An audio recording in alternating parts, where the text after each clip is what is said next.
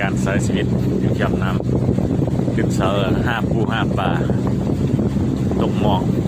เอาอาหารสดเย็นใส่หมอกยำหมอก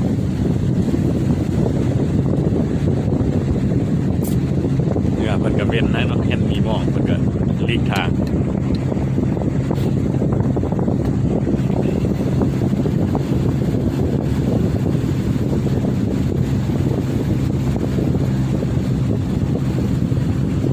ลมพัดเย็นดี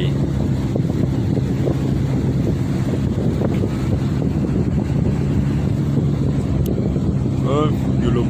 แห่งไรลุมหนึ่งเข้าไปเบิ่งกันนี่อยู่นี่